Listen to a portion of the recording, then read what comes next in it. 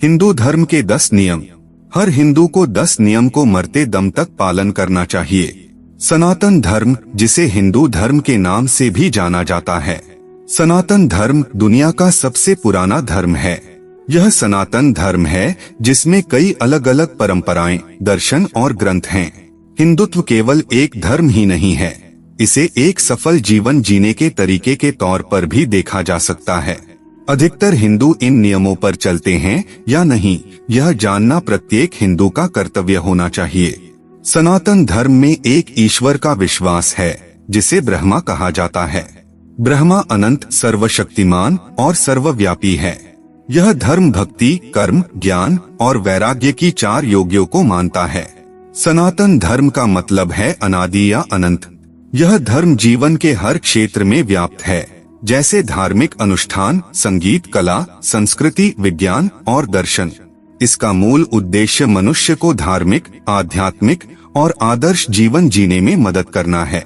सनातन धर्म विविधता में एकता को स्वीकार करता है और सभी धर्मों और संप्रदायों को सम्मान देता है। हमें हमारे ऋषियों मुनियों ने ज्ञान योग, भक्ति योग व योग का उपहार दिया है, जिसके बल से हम हमेशा धर्म से जुड़े रहते हैं। अधिकतर हिंदू इन नियमों पर चलते हैं या नहीं, यह जानना प्रत्येक हिंदू का कर्तव्य होना चाहिए। आओ जानते हैं कि ऐसे कौन से 10 नियम हैं जिनका पालन हिंदुओं को करना चाहिए। मित्रों, आप सनातन ज्ञान कथा चैनल पर पहली बार आए हैं तो चैनल को सब्सक्राइब जरूर कीजिएगा। कमेंट बॉक्स में जरूर लिखिएगा हर हर महादेव। पहला नियम, हर हिंदू को सनातन धर्म प्रचार करना। उससे पहले यह आप जान ले, हिंदू धर्म को पढ़ना और समझना जरूरी है। हिंदू धर्म को समझकर ही उसका प्रचार और प्रसार करना जरूरी है। आपको धर्म का सही ज्ञान होगा, तभी उस ज्ञान को दूसरे को बताना चाहिए। बहुत सारे हमारे हिंदू भाई हैं जिन्हें अपने ही धर्म के बारे में कुछ भी नहीं पता है। प्रत्येक व्यक्ति को धर्म प्रचारक होना जरूरी है। इसके लिए भगवा वस्त्र धारण करने या सन्यासी होने की जरूरत नहीं। आप बैगर बाबा बने पढ़ लिख कर धर्म का प्रचार कर सकते हैं। चलिए हम अपने धर्म के बारे में आपको हम कुछ ज्ञान संक्षिप्त में देते हैं। मित्रों, धर्म का आधार हैं 4 ग्रंथ, वेद, उपनिषद, स्मृति और गीता, और 4 आश्रम, ब्रह्मचर्य, गृहस्थ, वानप्रस्थ और संन्यास। हिंदू धर्म में 4 पुरुषार्थ, धर्म, अर्थ, काम और मोक्ष है। 4 धाम, जगन्नाथ, द्वारिका, बद्रीनाथ और रामेश्वरम। 4 मास, सौर मास, चंद्रमास, नक्षत्र मास और सावन मास। चातुर्मास, श्रावण, भाद्रपद, आश्विन और कार्तिक। 4 पीठ, ज्योतिर्पीठ, गोवर्धन पीठ, शारदा पीठ और श्रृंगेरी पीठ। 4 पद, ब्रह्मपद, रुद्रपद, विष्णुपद और परमपद, सिद्धपद आदि को जानना जरूरी है। 4 संप्रदाय, वैष्णव, शैव, शाक्त और स्मृति संत। दूसरा नियम तीर्थ यात्रा करना। तीर्थ और तीर्थ यात्रा का बहुत पुण्य माना जाता है। अयोध्या, काशी, मथुरा, 4 धाम और कैलाश में कैलाश की महिमा ही अधिक है। भारतीय धर्म ग्रंथों में बद्रीनाथ, द्वारका, जगन्नाथपुरी और रामेश्वरम को 4 धाम के रूप में जाना जाता है। इन 4 धामों की यात्रा को ही 4 धाम यात्रा माना जाता है। तीर्थ से ही वैराग्य और सौभाग्य की प्राप्ति होती है। तीर्थ से विचार और अनुभवों को विस्तार मिलता है। तीर्थ यात्रा से जीवन को समझने में लाभ मिलता है। बच्चों को पवित्र स्थलों एवं मंदिरों की तीर्थ यात्रा का महत्व बताना चाहिए, इसलिए तीर्थ यात्रा पर जरूर जाएं। तीसरा नियम, व्रत रखना।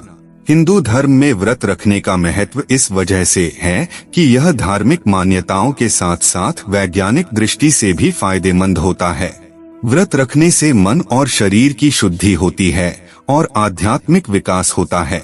व्रत रखने से भगवान के प्रति श्रद्धा और भक्ति बढ़ती है।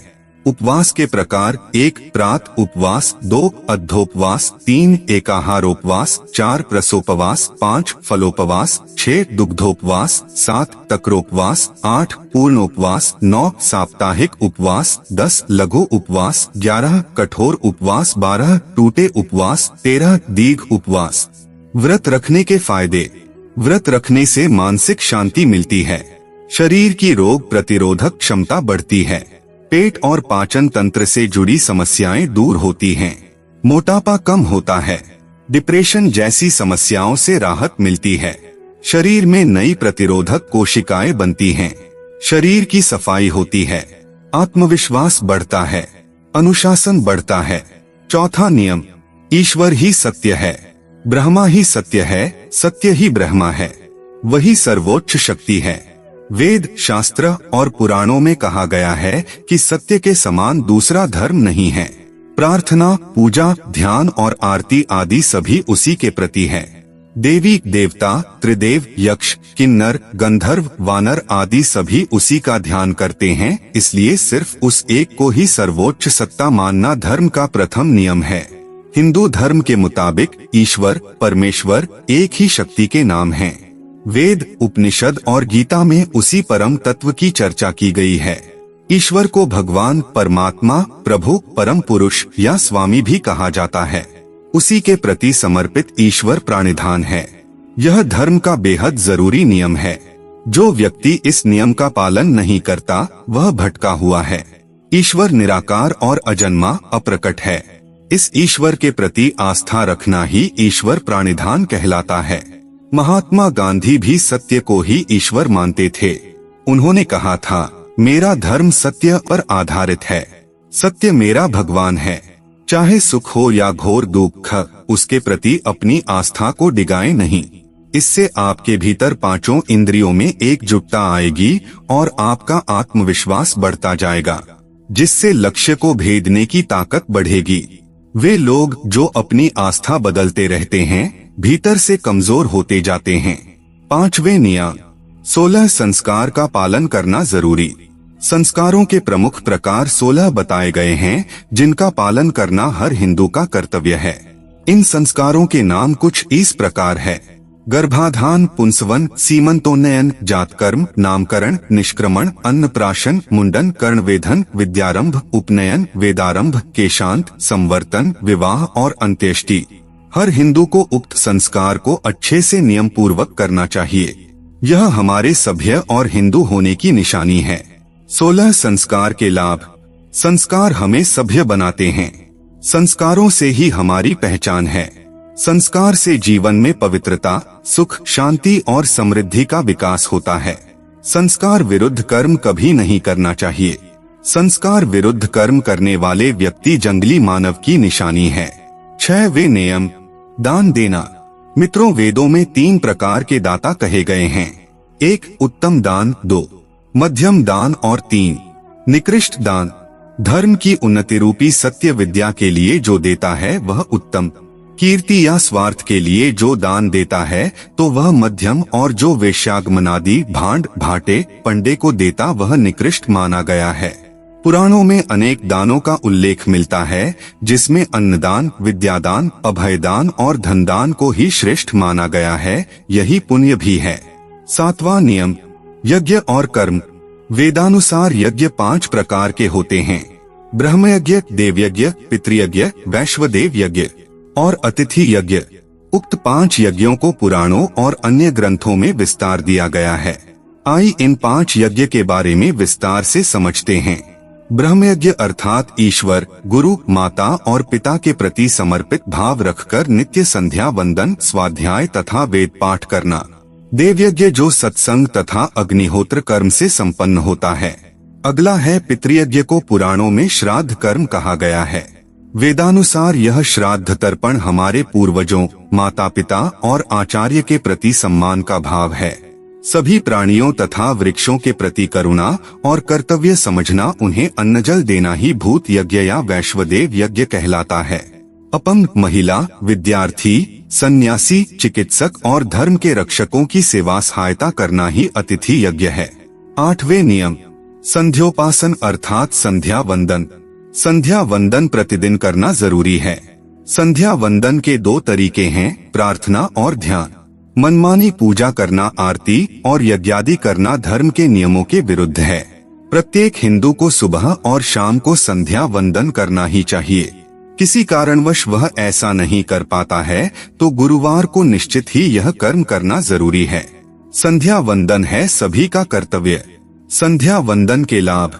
मित्रों, प्रतिदिन संध्या वंदन करने से जहां हमारे भीतर की नकारात्मकता का निकास होता है, वहीं हमारे जीवन में सदा शुभ और लाभ होता रहता है। इससे जीवन में किसी प्रकार का भी दुख और दर्द नहीं रहता। हालांकि संध्या वंदन इसीलिए नहीं की जाती, बल्कि संध्या वंदन ईश्वर के प्रति प्रार्थना है। 9वें नियम, संक्रांति और कुंभ पर्व मनाना। इस बार का महाकुंभ उत्तर प्रदेश के प्रयागराज में होना है। मनमाने त्योहारों को मनाने से धर्म की हानि होती है। ऐसे त्योहार आपको नहीं करना चाहिए जो कि धर्मशास्त्र में लिखा नहीं है। धर्मशास्त्र में मकर संक्रांति का बहुत महत्व है। माना जाता है कि मकर संक्रांति के समय सभी देवता धरती पर विचरण करते हैं। कोई भी व्रत अगर आप रखते हैं तो कुछ सावधानियां भी बरतना होगा। पुण्यकाल में कठोर बोलना, वृक्ष काटना, गाय को मारना व मैथुन काम विषयक कार्य कदापि नहीं करना चाहिए। 10वें नियम, सेवा करना। हिंदुओं के ज्यादातर संत सेवा लेते हैं, सेवा करते नहीं। यही धर्म की सबसे बड़ी हानि है। सेवा के कई प्रकार हैं। रक्षा का एक रूप है सेवा। हिंदू धर्म में सभी कर्तव्यों में श्रेष्ठ सेवा का बहुत महत्व बताया गया है। स्वजनों, अशक्तों, गरीबों, महिला, बच्चों, धर्मरक्षकों, बूढ़ों और मातृभूमि की सेवा करना पुण्य है। यही अतिथि यज्ञ है। सेवा से सभी तरह के संकट दूर होते हैं। इसी से मोक्ष के मार्ग में सरलता आती है। सेवा ही सबसे बड़ी पवित्रता है। घर में पूजा के कमरे का स्थान सबसे अहम होता है। इस स्थान से ही हमारे मन और मस्तिष्क में शांति मिलती है, तो यह स्थान अच्छा होना जरूरी है। आपकी आय काफी हद तक इस बात पर निर्भर करती है कि घर में पूजा घर कहाँ है। वास्तु की नजर से पूजा घर के बाहर एक अलग स्थान देवता के लिए रखा जाता था, जिसे परिवार का मंदिर कहते थे। बदलते दौर के साथ एकल परिवार का चलन बढ़ा है, इसलिए पूजा का कमरा घर के भीतर ही बनाया जाने लगा है। वास्तु के अनुसार भगवान के लिए उत्तर पूर्व की दिशा श्रेष्ठ रहती है। इस दिशा में पूजा घर स्थापित करें। यदि पूजा घर किसी और दिशा में हो तो पानी पीते समय मुंह ईशान कोण यानी उत्तर पूर्व दिशा की ओर रखें। पूजा घर में ये न रखें खंडित मूर्ति, विषम संख्या में मूर्ति, रौद्र रूप की तस्वीर, एक से ज्यादा शंख, कटिफटी, धार्मिक पुस्तकें, माचिस, निर्माल्य, टूटे हुए चावल, पूर्वजों की तस्वीर, साधु संतों के चित्र या मूर्ति न रखें। पूजा घर के ऊपर या नीचे की मंजिल पर शौचालय या रसोई घर नहीं होना चाहिए, न ही इनसे सटा हुआ। सीढ़ियों के नीचे पूजा का कमरा बिल्कुल नहीं बनवाना चाहिए। यह हमेशा ग्राउंड फ्लोर पर होना चाहिए, तहखाने में नहीं। पूजा का कमरा खुला और बड़ा बनवाना चाहिए। पूजा घर में जरूर होना चाहिए शंख, गरुड़ घंटी, कौड़ी, चंदन बट्टी, तांबे का सिक्का, आचमन पात्री, शालिग्राम, शिवलिंग, सुगंधी, पीला वस्त्र, जप माला, जनेऊ, पूजा की छोटी सुपारी, तरभाना, गंगाजल और पानी का लोटा होना चाहिए। पूजा सामग्री ऑनलाइन खरीदना चाहते हैं तो डिस्क्रिप्शन में दिए गए लिंक से जरूर खरीदें।